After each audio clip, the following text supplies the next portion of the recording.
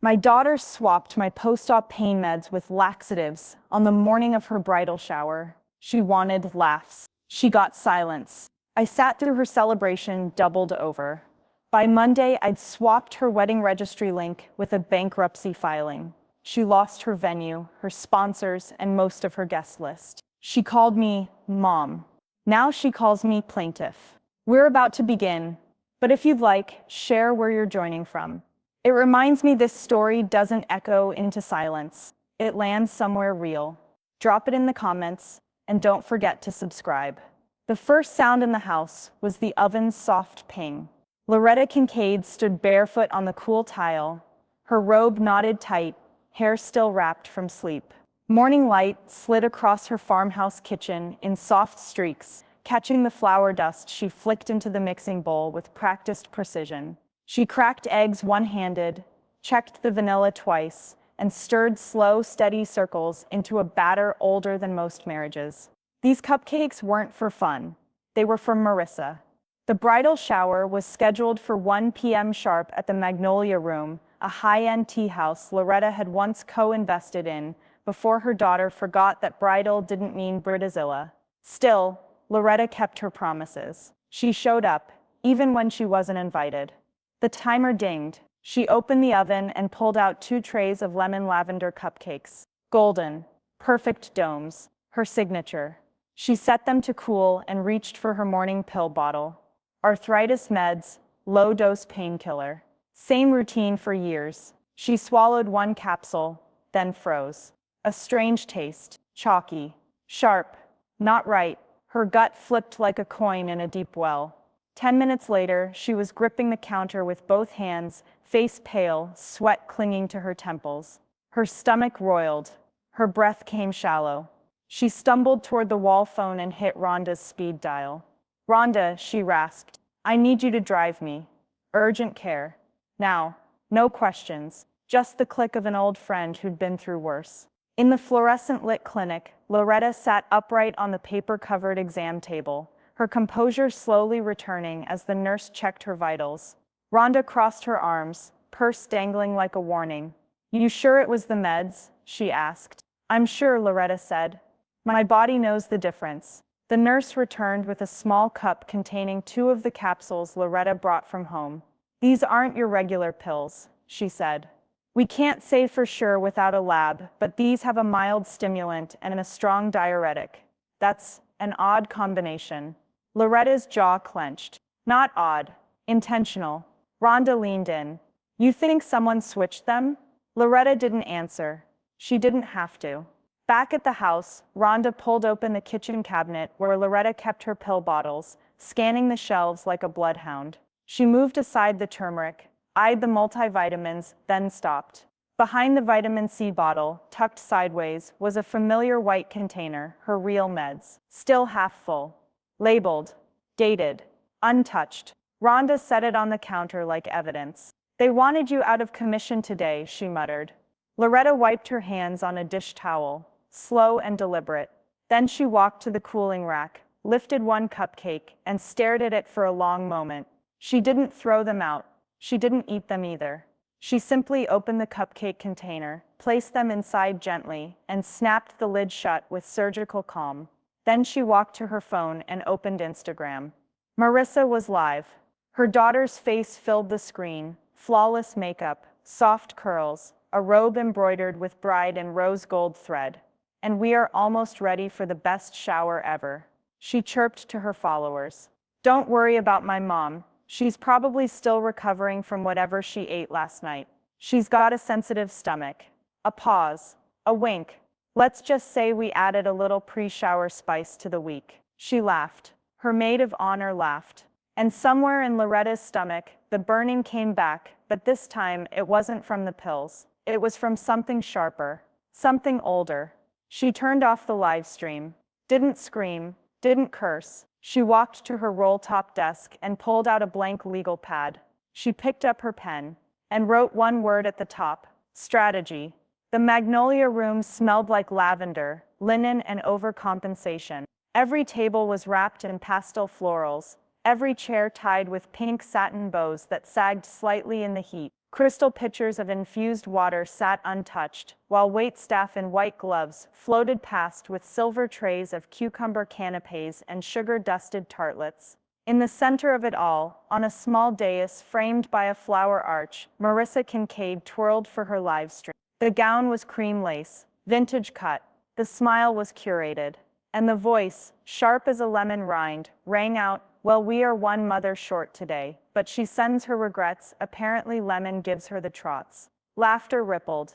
Not polite, not nervous, cruel. Celia Doyle didn't laugh. She stood in the back, sunglasses perched in her curls, phone angled low and steady. Her expression never wavered, though her thumb paused twice. Once when the maid of honor mimicked Loretta's walk, and again when Clark, wine glass in hand, declared, "Mom's aging gut couldn't handle the bridal energy, huh?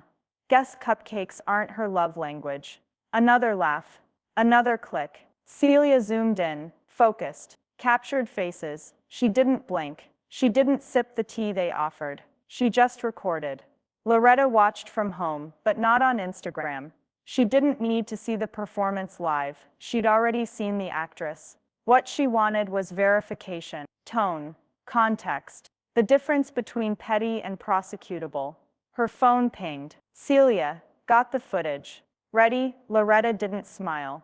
She set down her tea, chamomile this time, not her usual black, and turned to the desk. The manila folder labeled Marissa Financial lay open, neatly tabbed. She slid out a document labeled Venue Agreement, Magnolia Room, her own signature circled in blue.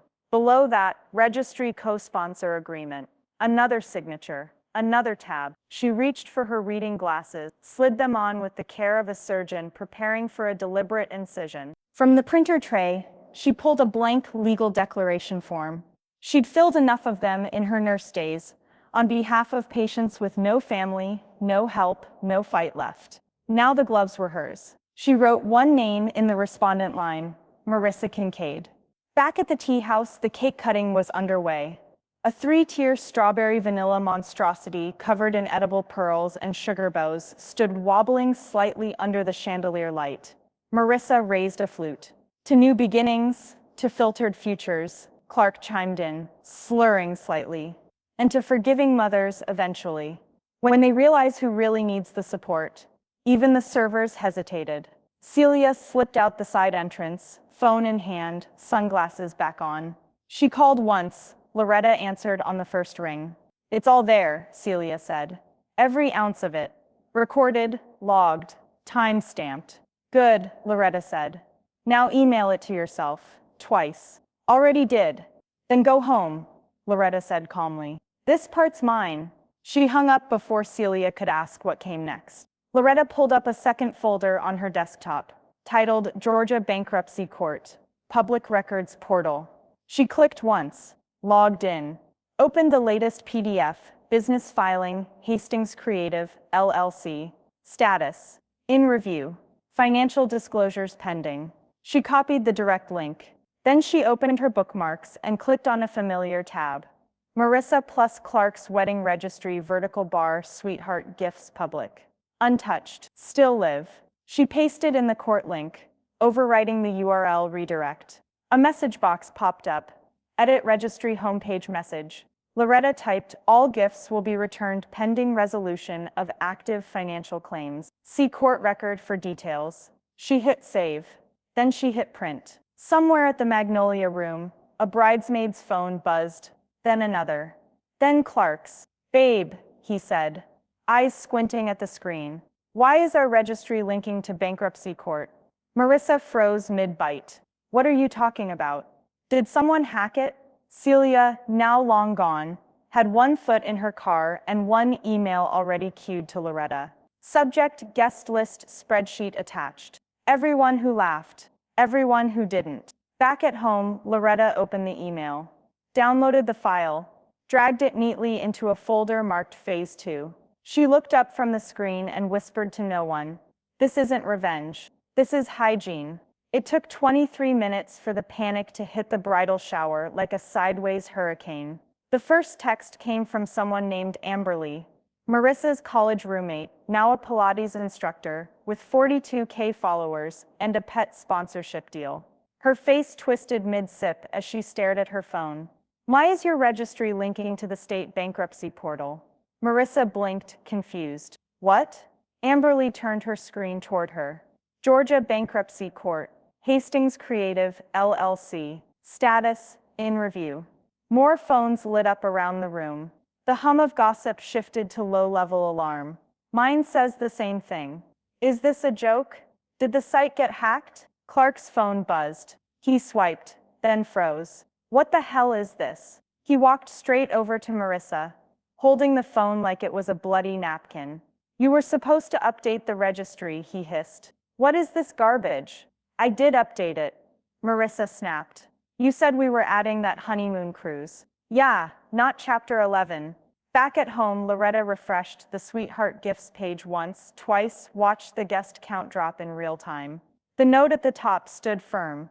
All wedding gifts will be returned pending resolution of active financial claims. See court record for details. She closed the tab.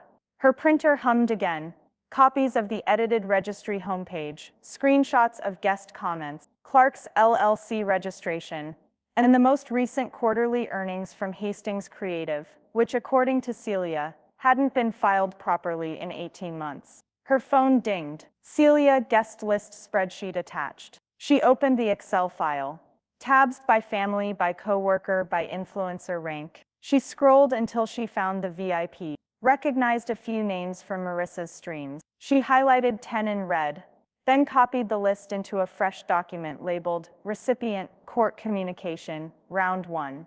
Her reply to Celia was only 5 words. Loretta, let's forward this to bankruptcy court. At the tea house, Marissa's voice turned tight and shrill. This is obviously a hacking situation, she declared, standing beside the cake like a politician at a podium. Some bitter person is trying to ruin our moment, probably someone who wasn't even invited. Celia's name wasn't mentioned, neither was Loretta's, but the implication lingered like old perfume. Clark ran a hand through his hair. Jesus, Marissa, this is my name, my business. Do you understand what this looks like to people? Marissa turned on him. You think I did this? Really? You've got passwords to everything. You're the one who insisted we use that gift experience platform. I was building a vibe. You were building an audit trail, he snapped. And now it's leading straight to my business account. Marissa's hand trembled slightly as she reached for her champagne. The glass clinked against the rim of the bottle. No pour. Loretta, still at her desk, switched tabs to the court's public filing email portal. She uploaded 3 attachments: the wedding registry edit logs, the gift refund requests, and the original email thread where Marissa had requested her co-investor access to be revoked for branding purposes. In the message box, she typed, "To whom it may concern, I am a partial financial backer of the upcoming Hastings Kincaid wedding. Given recent developments surrounding Hastings Creative, LLC, and my legal relationship to certain debts and vendor arrangements, I believe this guest list and gift funding structure are relevant to your current audit.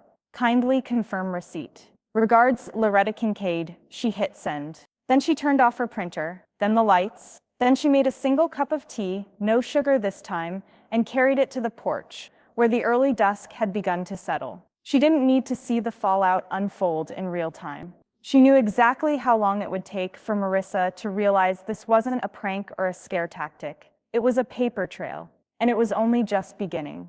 Back at the tea house, a waiter whispered something to the manager. The music volume dropped by half. A few guests were already retrieving coats. Clark had left the main room. Marissa stood alone by the half-cut cake, thumb trembling above her phone screen. She opened her DM inbox. It was full, and not with congratulations, with refund requests, sponsorship withdrawal notices, Venmo reversals. She turned her head slowly, just in time to see Celia step into her car at the curb, look back through black sunglasses, and shut the door with the kind of finality you don't recover from. Inside the gift bag she left behind was a single note: "Keep the frosting, you'll need something sweet where this is headed." The next morning began with magnolia-scented silence, until Aunt Christina knocked once, didn't wait, and let herself into Loretta's sitting room, like she owned the floorboards. She carried a worn leather folio, and the kind of look that made grown men forget their surnames. "You best sit," she said, setting her purse down with finality. Loretta didn't flinch. "You found something?" "Something stupid," Christina replied, flipping open the folio. "Clark listed you as a co-signer on a $75K line of credit for a photography expansion. Backdated.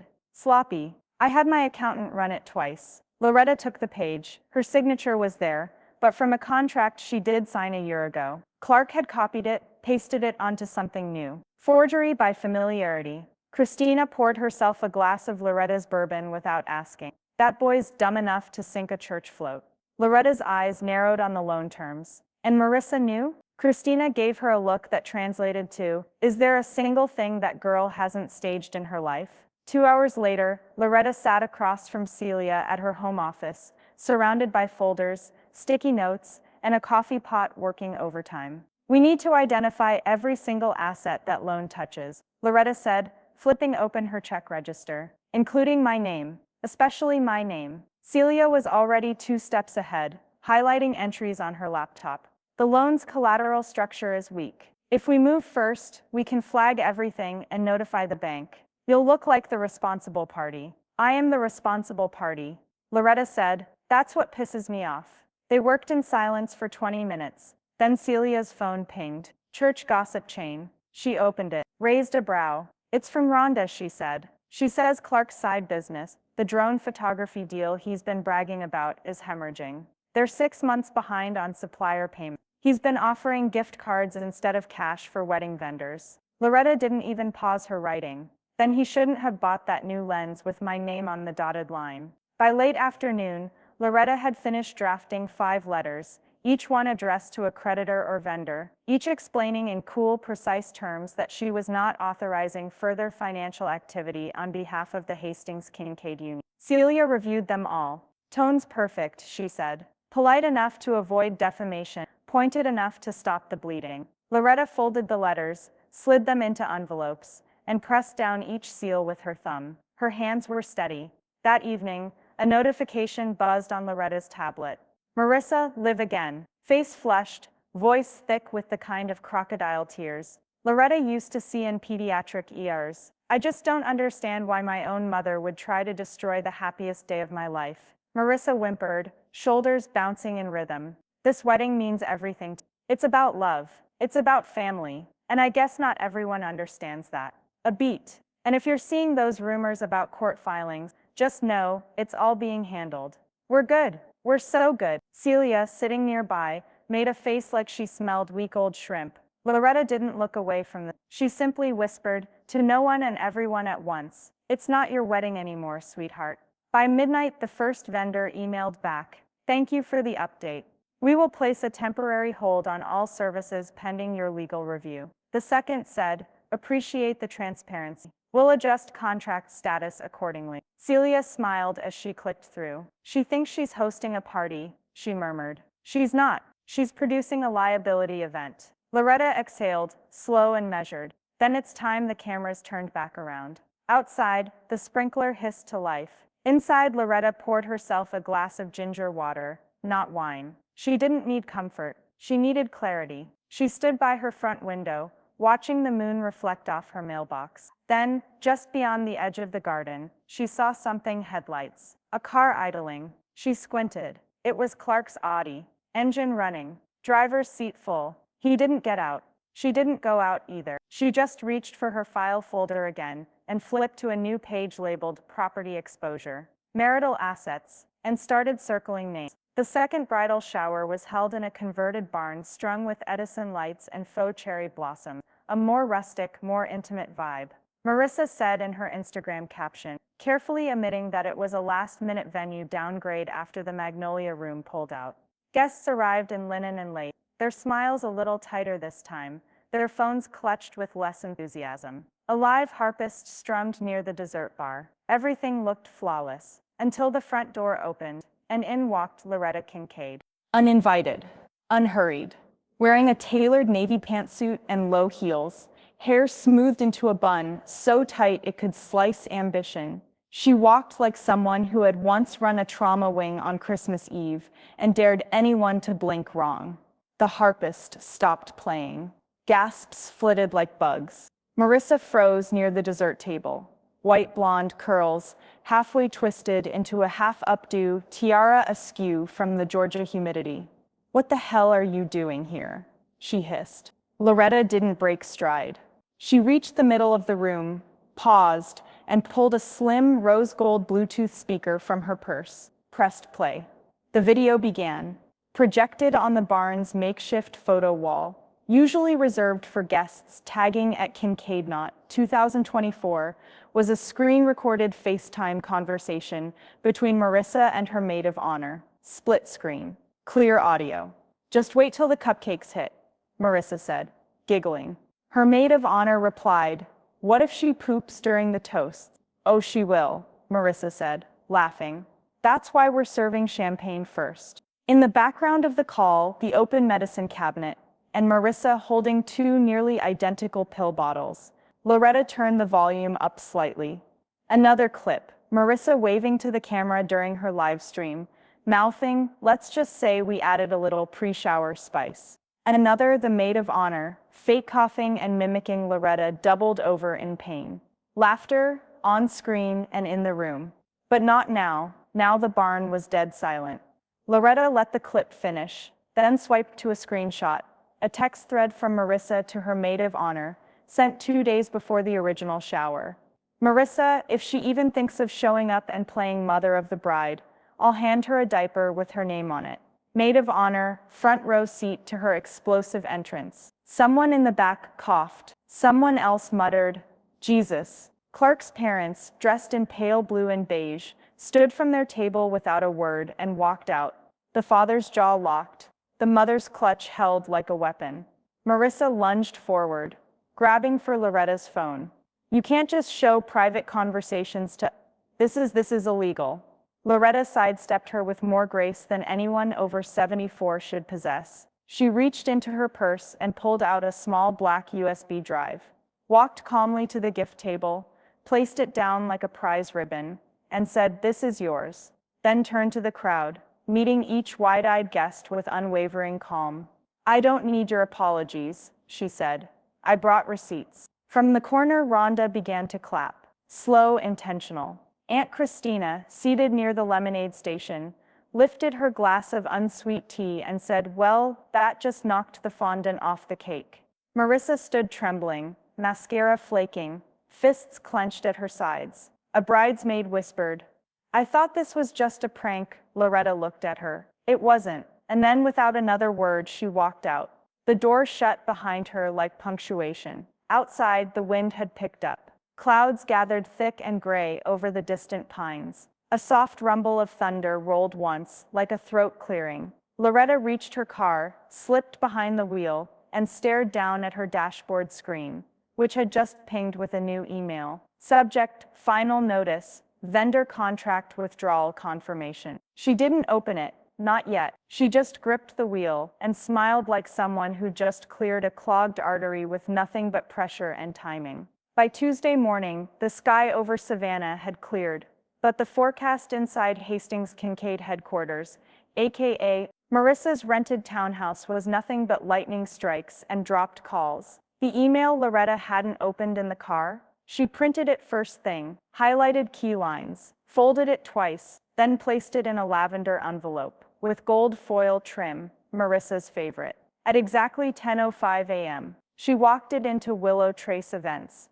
the wedding venue she had co-funded last fall with a $15,000 deposit. The office manager, a soft-spoken woman in ballet flats and a baby pink headband, blinked as Loretta handed it over. "I'm formally rescinding my sponsorship," Loretta said with courtroom clarity. "You'll find my legal statement and contract withdrawal enclosed. Please note the highlighted section regarding payment delinquency." The manager stammered something about reconfirming with the couple. "You'll want to do that quickly," Loretta said, turning without waiting for a response. By 11:47 a.m., Marissa was screaming into her phone on speaker. "What do you mean the deposit's gone?" The event planner, voice now clipped and defensive, replied. It was her portion of the financial agreement. Without it and without a replacement payment today, we legally can't hold the date. Marissa paced the living room in silk shorts and a university sweatshirt she hadn't earned. Her makeup was half done, hair uncurled, fingers flying over her phone. Clark sat at the kitchen counter, clicking through banking apps, card limits maxed, eyes wild with disbelief. What if I PayPal you? Marissa was saying. Or we Venmo. I've got a brand deal coming in Friday. No digital payments, the planner interrupted. Our policy is clear, certified check, by 5 p.m. Marissa flung the phone down onto the couch and turned on Clark. Why didn't you tell me we were this strapped? Because I didn't think your mom would go nuclear. Your business is being investigated, she hissed. And now the venue? What are we supposed to do, get married in a Walmart parking lot? Clark didn't answer, mostly because he was staring at the large white envelope that had just slid under their front door. He walked over, picked it up, and unfolded the enclosed letter, on legal letterhead. From Doyle and Finch, Celia's firm, a single line in bold. This is a legal cease and desist regarding the execution of any services under contract with Willow Trace Events, using financial leverage established through Miss Loretta Kincaid's estate or standing. He turned pale. She sent a lawyer, he whispered. Marissa snatched the paper, scanned it, and actually dropped it. She's weaponizing lawyers now? Over a wedding? At the venue office, Celia had been waiting, wearing slate gray heels and lipstick that matched her tone. Professional, cold, and unmissable. When the planner returned from lunch and saw her there, already holding a copy of the contract, she nearly tripped. This is no longer a family matter, Celia said without a smile. It's now a legal one. The planner tried to ask for clarification. Celia handed her a bound packet and simply said, page 3. She didn't stay to chat. She didn't need to. Back at the townhouse, Marissa tried one last time, called Loretta's landline. Voicemail picked up. Mother, she said, voice tight, with what was supposed to be grace but landed somewhere between panic and rage. I don't know why you're doing this. This is supposed to be about love, about beginnings, but you're turning it into war. I'm giving you a chance to fix this. Just call me back. She hung up. Loretta never called. Instead, she arrived at Willow Trace at 4:45 p.m., stepped into the cool lobby like she was returning library books, and asked calmly, did the couple provide alternate payment? The office manager looked up, wide-eyed. No, ma'am. Then you're free to reopen the date? Yes, ma'am. Excellent, Loretta said, and turned toward the exit. Just as she reached the door, she spotted Clark in the parking lot, running. Wait, he called out. Please, just give us the weekend. I can fix this. Loretta paused, looked at him. Her smile was soft, like a teacher forgiving a late assignment she'd already marked as failed. No, Clark, she said kindly. You can't. She opened the door and stepped into the sunlight. Rhonda was waiting beside her car, sunglasses on, arms crossed. You really did it, she said. You pulled the whole plug. Loretta adjusted her purse strap. Why fund a fantasy that wants me erased? Rhonda grinned, then tilted her head back toward the barn-shaped building behind them. Ain't no wedding with no walls. Inside the venue, the staff had already begun removing Marissa's framed engagement photos from the welcome desk. Outside, the sky remained clear, but somewhere deep in Marissa's inbox, 12 refund requests were waiting. And one final notice from the IRS had just been marked unread. The first call came at 9:12 a.m., a voicemail left on Clark's business line. Mr. Hastings, this is Arnett and Green Collections. We received notice of a pending lien tied to Hastings Creative LLC. Please call immediately to verify the nature of the claim. The second came minutes later. This time an email, then another. By noon, 6 vendors had pulled upcoming promotional posts. 2 clients postponed their sessions until things settled. 1 longtime supplier froze their standing discount. And by 3 p.m., the Georgia Small Business Administration had formally opened a review inquiry. Because once Loretta's paperwork hit the courthouse servers, and once Celia filed supplemental evidence with all the required cross-references, the dominoes didn't just fall, they tumbled in organized waves. Inside the townhouse, Clark sat on the floor, surrounded by envelopes, folders, and a printer that now refused to cooperate. He was barefaced, barefoot, and very nearly broken. "This isn't happening," he whispered, for the 6th time in under an hour. Marissa, meanwhile, was applying lip gloss in front of a ring light, practicing the tone of devastated but hopeful. She started her live stream with soft lighting and a forced exhale. "Hey everyone," she began, voice trembling. "So things have taken a turn. Some of you might have seen the rumors going around. We just want to say, yes, we've had setbacks. Yes, there's been a lot of noise from certain family members. But this is still our dream, our day, and we need help to protect it." A pause, the emotional swallow. "So if you've been blessed this year, even $20 could help us keep our date. The link's in bio, and we're grateful for every single share." Her eyes shimmered. The tip jar filled fast, but it emptied faster. Because just beneath the donation button, replies began stacking like wet leaves on a storm drain. "Why is your name on this business audit? Didn't y'all scam a registry? Got my Venmo refund notice this morning? What's that about?" Marissa's thumb hovered over the end stream button, but she kept smiling, until she saw a new link drop in the comments. No username, no explanation, just a link. She clicked. It opened to a public thread at Savannah Gossip Unfiltered, an anonymous account with less than 500 followers until now. Title: Fake Vows, Fake Invoices. The thread detailed how Marissa had submitted vendor receipts to her bridal PR partners that never matched actual payouts. Designer shoes returned after photo ops. Spa invoices never paid in full. A florist deposit screenshot that matched a template found online. Every proof of payment turned out to be airbrushed fiction. Attached were screenshots, too many to dispute. The account didn't list a name, but Loretta didn't need one. She had Rhonda. Across town, in Rhonda's sunroom, Loretta sat sipping iced green tea while Rhonda scrolled gleefully through the mayhem. "You should have seen the comments. They're eating her like brunch," Rhonda said, not looking up. "She shouldn't have billed trust like a service fee," Loretta murmured. Rhonda grinned, then tilted her phone so Loretta could read the latest comment. "Y'all asked for a wedding. Savannah sent a reckoning." By evening, Celia received an email from Marissa's newly hired lawyer. A tired attempt to threaten civil slander and emotional distress damages, stemming from Loretta's public escalation. Celia didn't bother drafting a lengthy reply. She simply attached a file labeled Itemized Receipts, Verified by Source, then typed "Be advised. Client has receipts." She hit send, closed her laptop, and poured herself a whiskey. At the townhouse, Clark opened a new email marked "You are Gent." It was from his business accountant. Subject: IRS flagged account discrepancy. Recommendation to halt all upcoming expenditure. Clark closed the laptop. He turned toward Marissa, now half crying, half raging about smear campaigns and online trolls. He didn't say a word, just picked up his keys and left. Back at Loretta's, the dusk outside her kitchen window had turned peach and steel blue. A cardinal danced on the porch rail.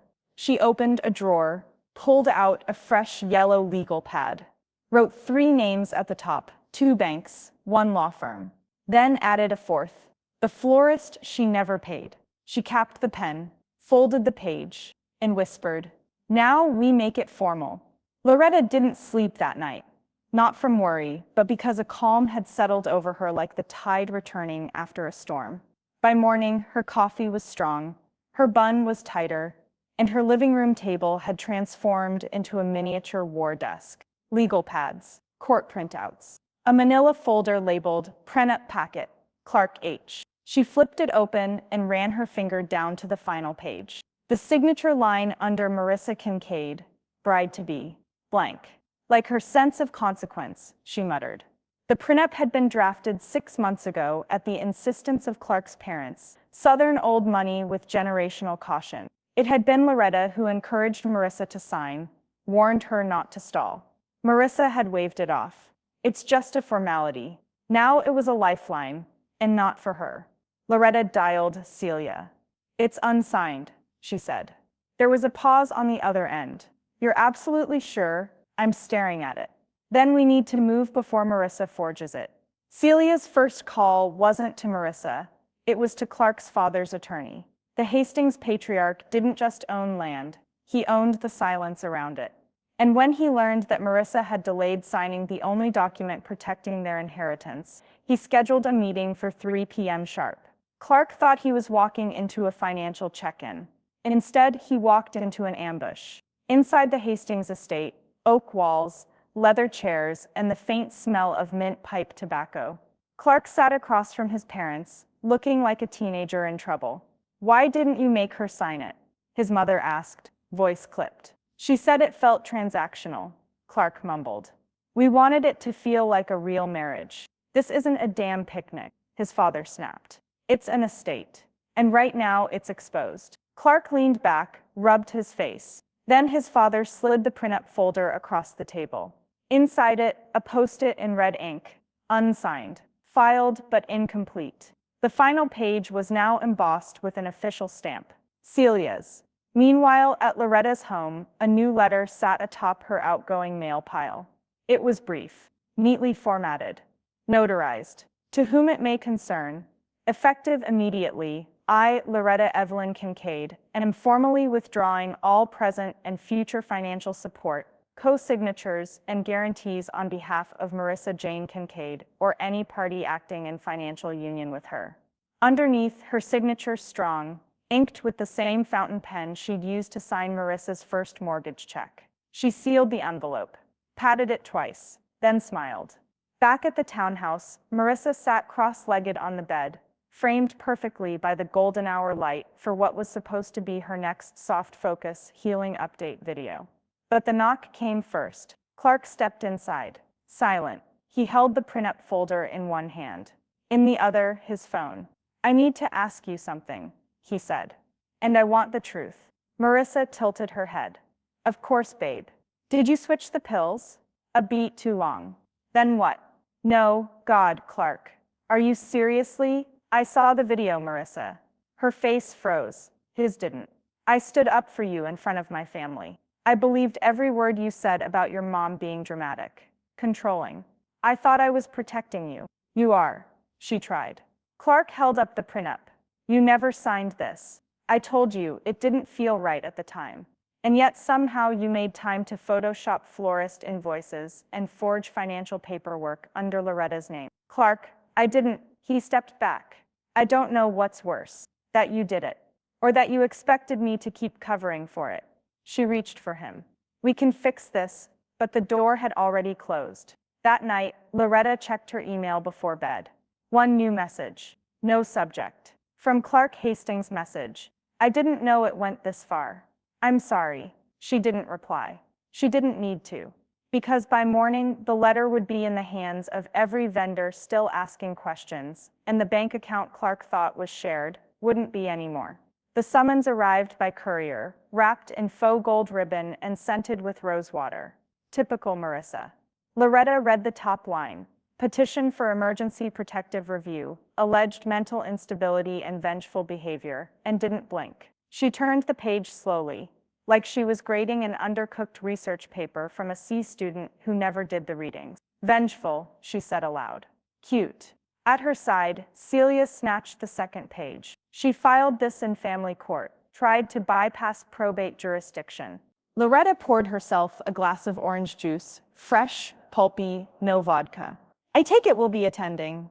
"Oh, we'll be attending," Celia said. "And we'll be bringing backup." By Thursday morning, the Chatham County Courthouse buzzed with summer heat and quiet tension. Inside courtroom 2C, the benches were dotted with curious onlookers, 2 gossip bloggers, and 1 bored paralegal eating Tic Tacs. Marissa arrived first, high ponytail, pearls, cream pantsuit, too white for the truth. She clutched her phone like it held divine favor. Her attorney, a junior partner from a firm known more for real estate closings than litigation, adjusted his tie 3 times before sitting. Loretta arrived next, escorted by Celia, wearing navy again, heels slightly sharper, lipstick unmoved. She handed a neat folder to the bailiff as they passed. Medical records, financial logs, dated evidence, and 1 notarized affidavit from her neurologist. Patient exhibits no cognitive impairment. The judge, Frances Tolliver, known for her zero-tolerance tone and love of crossword puzzles,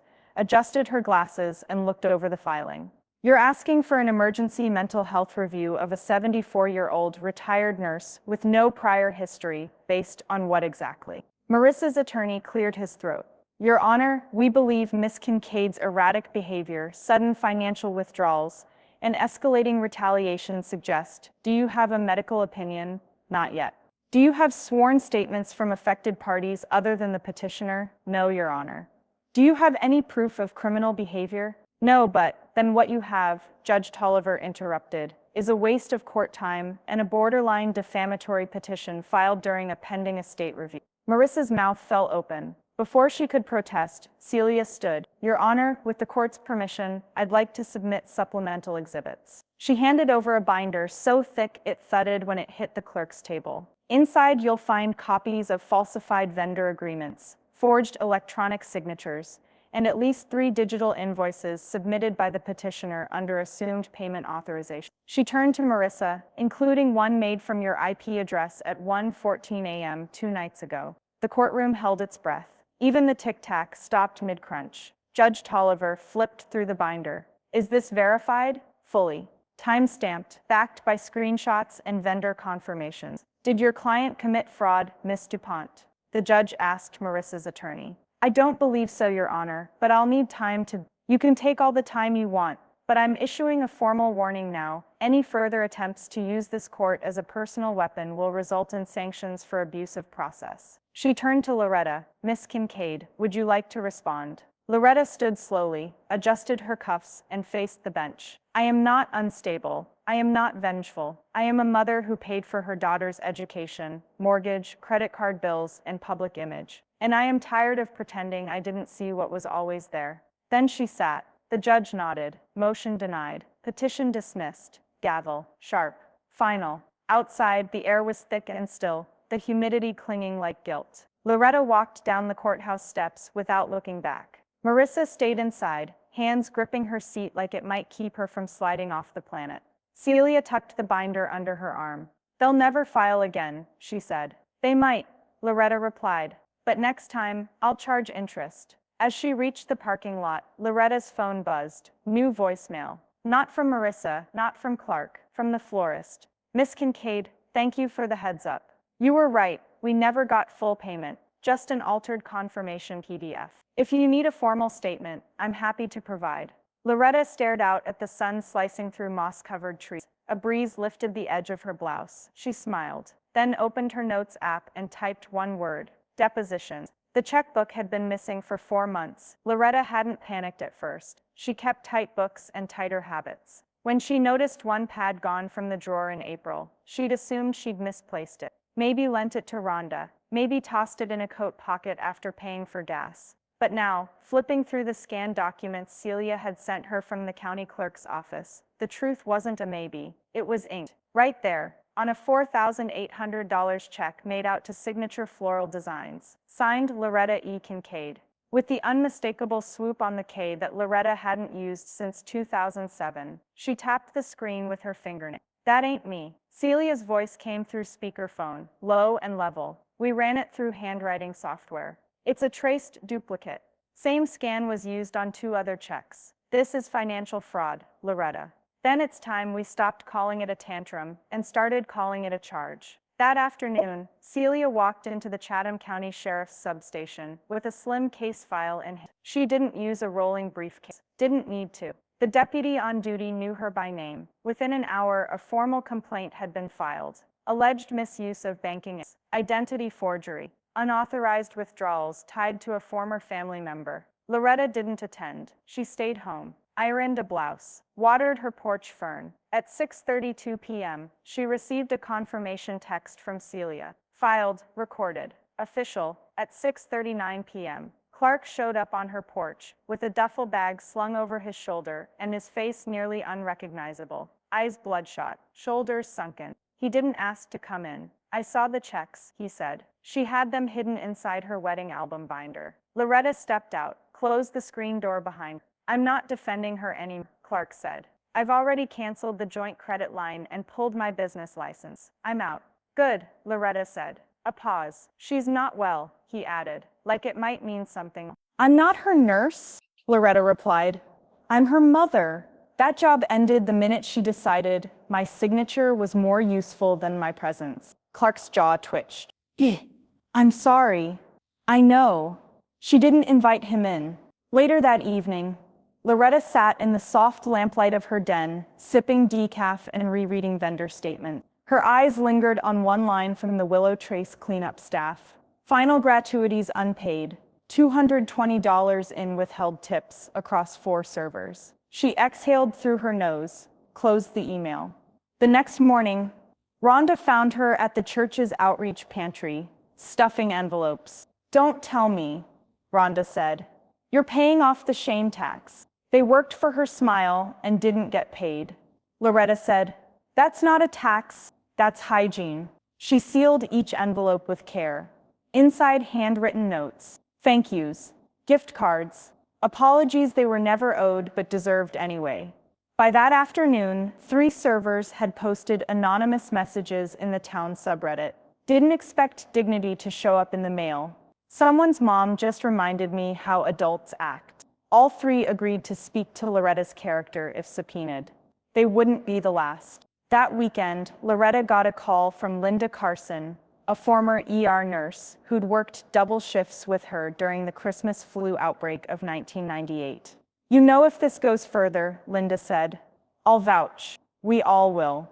You're the one who used to clock in early just to fill coffee filters. By Monday, there were 8 names on Celia's potential witness spreadsheet. Nurses, church treasurers, retired neighbors, a substitute teacher who once caught Marissa trying to cheat on a history exam in 11th grade.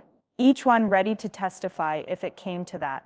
Each one tired of the sugar-coated lies. Loretta was cleaning her stovetop when the knock came. Not on the front door, on the side window. Rhonda's knock. She held up her phone, grinning. You've got to see this. Loretta opened the screen door. What now? Rhonda turned the screen around. It was a new video.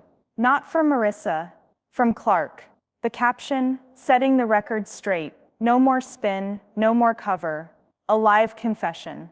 A public break. Clark, looking straight into the camera, detailing every misstep, every forgery, every time he let someone he loved weaponize his silence. The comments came fast, and none were on Marissa's side. Rhonda looked up, eyebrows raised. Well, damn. Loretta watched in silence for a moment, then simply said, he's finally telling the truth. And inside the drawer next to her tea cabinet, the final remaining checkbook sat untouched. Next to it, a list with 4 items. At the bottom, underlined twice, federal fraud inquiry, pending. The email subject line read, notice of brand termination, partnership dissolution, effective immediately. It wasn't the first, it wasn't even the third. By the end of the week, Marissa's inbox looked like a crime scene. Severed contracts, revoked promo codes, and formal apologies from small businesses who could no longer afford the fallout. Her pastel pink website now opened to an error message. Page unavailable. Her bio link was dead. Her DM inbox, frozen. The face that once smiled above product discounts and bridal hauls now lingered only in Reddit threads and in local comment section. The Savannah Beacon ran the editorial under a photo of Loretta leaving the courthouse, navy blazer crisp in the summer sun. Mother of the bride, or victim of the daughter.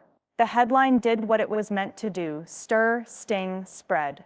The columnist, a retired librarian turned freelance truth teller, didn't mince words. What we see in Miss Kincaid is not vengeance but boundary, not spectacle but spine.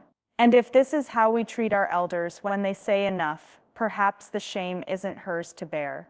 Reporters came knocking within 24 hours. A morning show producer emailed. A podcast offered a dedicated episode. A social justice blog wanted to frame Loretta as a voice for scammed seniors. She declined all of it. Loretta's exact words, I've done enough talking to last 3 lifetimes. But Celia knew how to redirect a headline. She took the calls, answered every question in phrases that said plenty but confirmed nothing.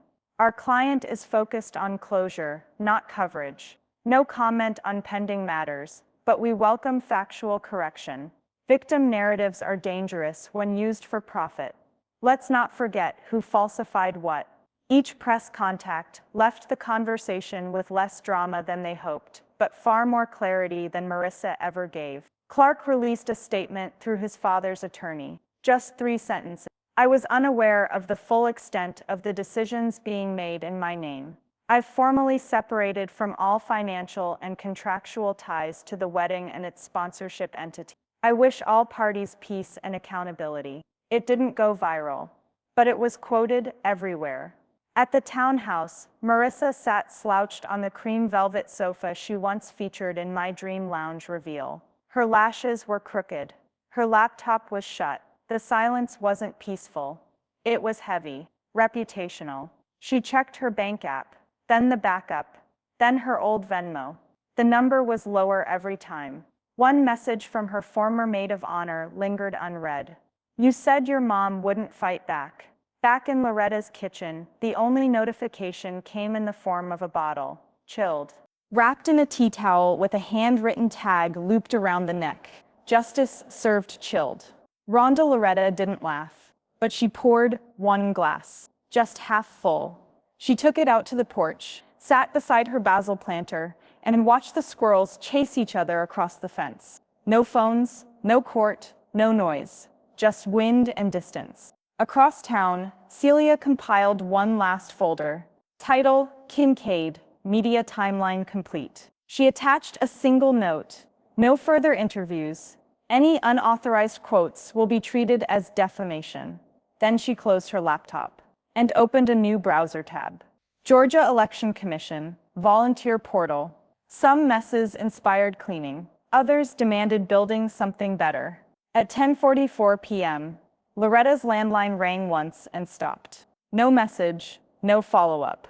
But she knew who it was. The kind of silence Marissa offered now wasn't guilt. It was strategy.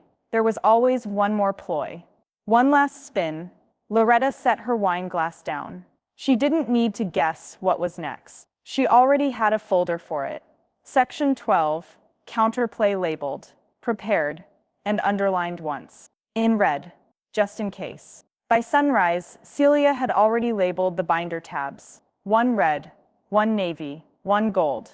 Inside 2 years of scanned bank ledgers, Loretta's notarized denials, side-by-side comparisons of legitimate checks and forged ones, email threads with vendors confirming unauthorized activity, and 3 letters of professional reference, 1 from her former nursing supervisor, 1 from her pastor, and 1 from a retired probate judge, who happened to be her cousin's godfather. Celia slid a flash drive into the folder's front sleeve and closed the clasp with finality. Let them come, she said to herself. Then she packed her briefcase, put on her tortoiseshell frames, and left for the IRS satellite office in downtown Savannah. Loretta wore slate gray slacks and a sleeveless black blouse. No jewelry except her watch. She arrived early, waited without checking her phone, and greeted the federal investigator with a handshake so steady it surprised even Celia.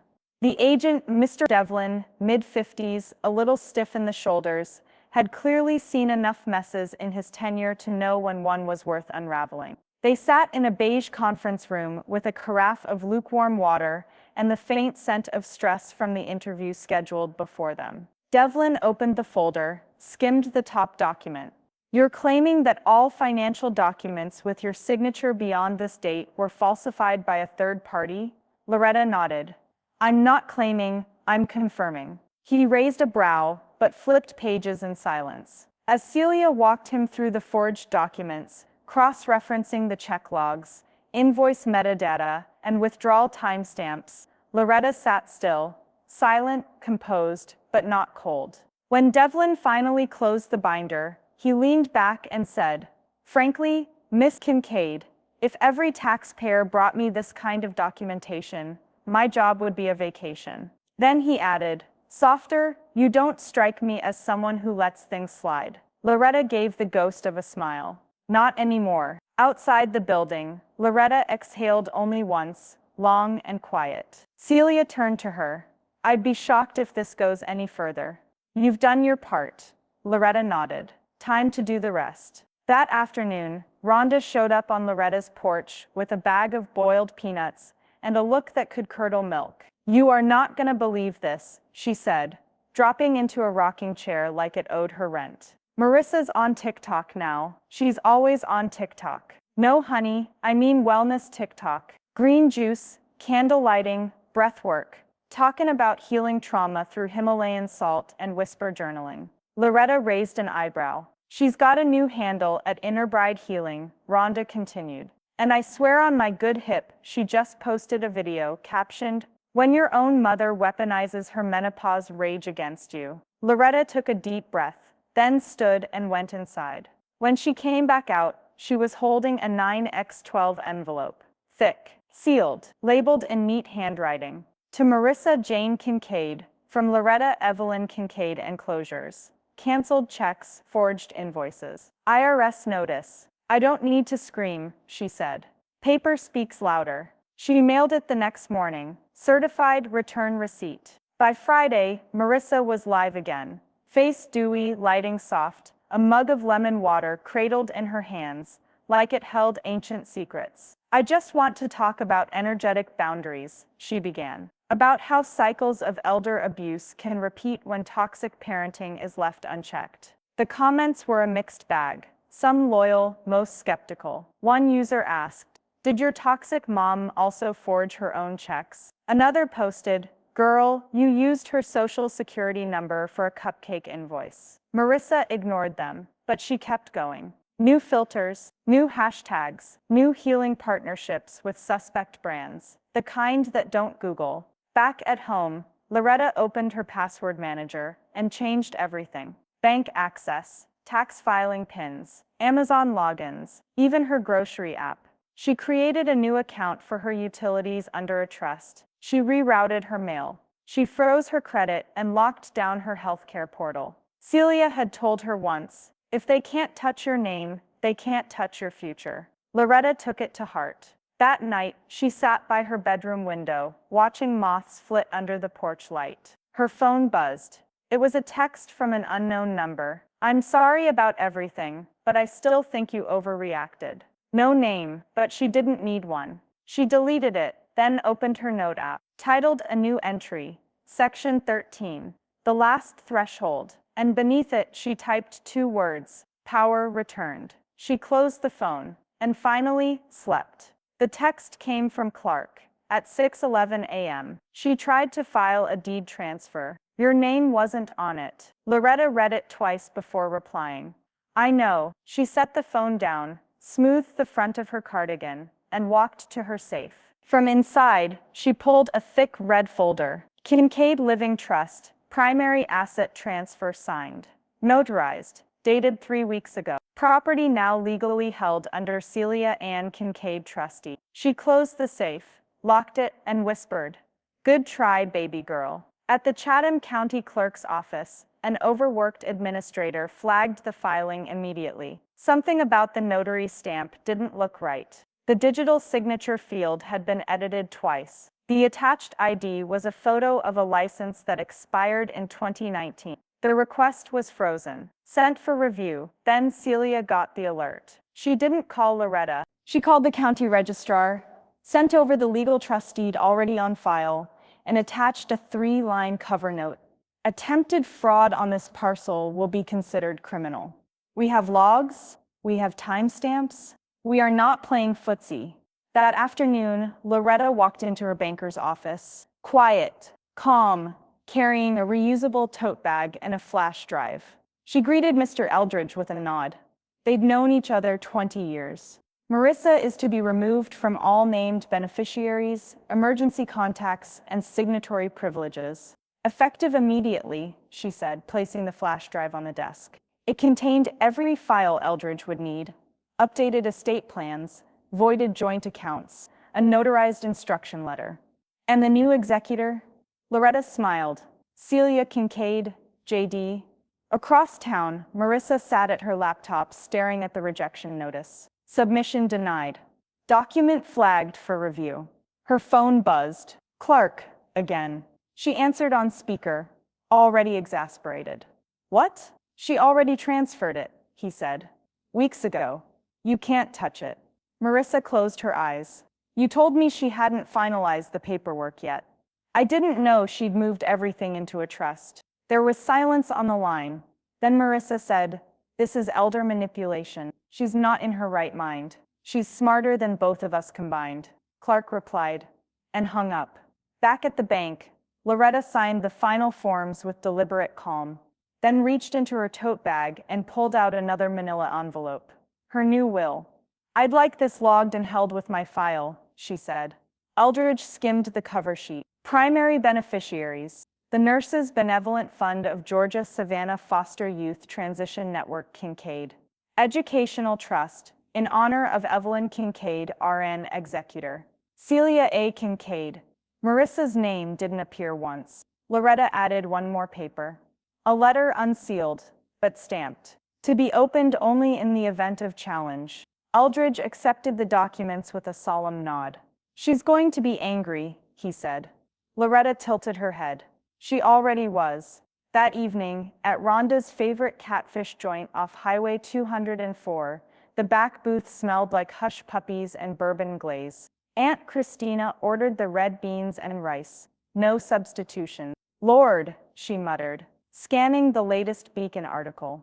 "That girl tried to forge a deed and didn't even check the notary stamp? Dumb and criminal." Rhonda clinked glasses with Loretta. "To trusts, traders, and tax compliance." Loretta sipped her tea and smiled. "And to clean slates." The check came with a slice of key lime pie none of them ordered. A note written in Sharpie on the back of the receipt read, "Congrats, we've all been watching." When she returned home, Loretta found a small padded envelope tucked into her mailbox. No return address. Inside, a plain cream card. 5 words. "I'm sorry I let it happen. Clark, no flowers. No demands. Just pen and remorse." She didn't cry. She didn't reply. She placed it in the same drawer where she now kept her amended will.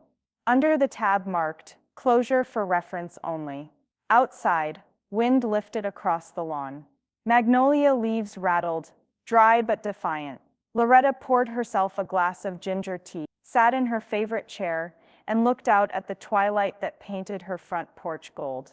Her name was safe. Her house was hers. Her story had edges now, and none of them belonged to anyone else. The doorbell rang. She didn't move, just whispered, with steel and velvet, "Try again if you dare."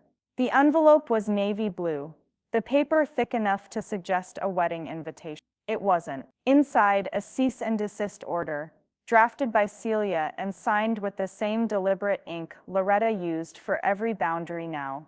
To Marissa Jane Kincaid read, "Unlawful contact, public defamation, and financial harassment." The final line read, "This constitutes your formal notice that all future attempts at personal, digital, or legal contact will be met with prosecution." Loretta didn't even lick the envelope. She sealed it with a sticker embossed with her initials and handed it to the courier with no more emotion than mailing a water bill. "You'll get a signature confirmation?" she asked. "Yes, ma'am." "Good."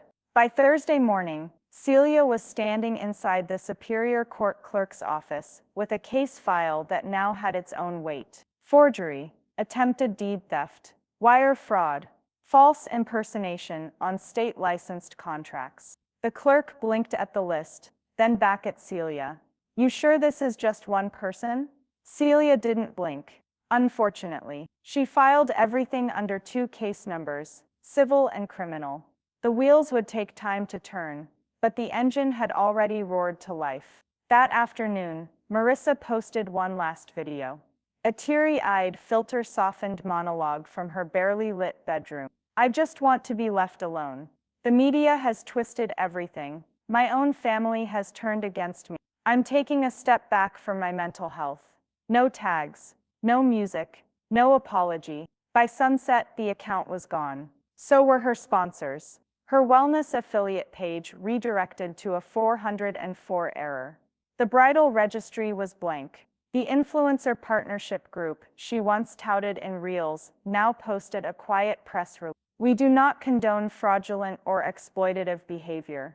The individual in question is no longer affiliated with our network. Clark filed for legal separation the next morning. No interviews, no press, just a quiet appointment with his family's lawyer and a note to Celia, offering his full cooperation. I'll testify, he wrote. I kept my head in the sand too long. It's time I face it. The next day, he mailed Loretta a box of cookbooks, hers, from storage, ones Marissa had boxed up months ago. Inside the flap, he'd scribbled in pencil, "For the woman who fed more than mouths, she fed decency." On Sunday, Loretta stood in front of a folding mirror inside the back office of a women's health clinic near Habersham. She adjusted her volunteer badge. It read Loretta Kincaid, Intake Support. "First one's in room 3, said the nurse at the counter. Loretta nodded and walked down the hall, clipboard in hand. The work was slow, steady, rooted in grace, not drama. She offered water to nervous hands, calming words to anxious voices. And when one girl asked, "Are you a doctor?" Loretta smiled and said, "I'm someone who stayed in the room when others walked out." Back at home, Aunt Christina stood on a step stool in the dining room, hanging a new frame on Loretta's gallery wall. The photo was from a newspaper clipping. Loretta outside the courthouse, navy blazer sharp, her face turned to sunlight, expression unreadable but unshaken. "I had it reprinted on archival paper," Christina said. "Told the framer, this is what power without cruelty looks like." Rhonda, sipping sweet tea on the couch, raised her glass. "We should start a line of cards. Justice in slacks and pearls." Loretta rolled her eyes. "Put that on a tote bag, and lose my number." But she smiled. That evening, a courier knocked once and left a package on Loretta's porch. No return label. Inside, a box of embossed stationery. On top, a single card.